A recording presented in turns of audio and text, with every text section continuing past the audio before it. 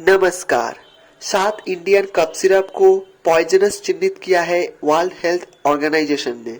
ये कहा है हु के spokesperson and communication officer Christian Lindmeier ने। उन्होंने भारत और इंडोनेशिया का 15 कंपनीजों का 20 मेडिसिन को पॉइजनस कहा है, जिसके अंदर है vitamin tablet, paracetamol, cup syrup जैसी मेडिसिन। इंडिया के हेल्थ मिनिस्टर ने कहा है कि भारत के मेडिसिन बहुत से बाहर के देशों में एक्सपोर्ट होता है, इसलिए मेडिसिन के क्वालिटियों को लेकर बहुत चिंतित है वो।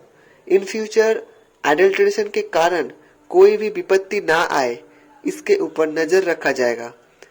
मेडिसिन की क्वालिटी टेस्ट चालू हो गया है। एडल्ट्रेशन की घटना में जुड़ा हुआ 71 कंपनीजों को शोकॉज किया गया है।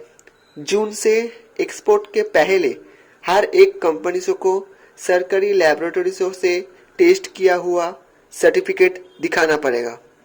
नमस्कार, आप देख रहे हैं हाईलाइट।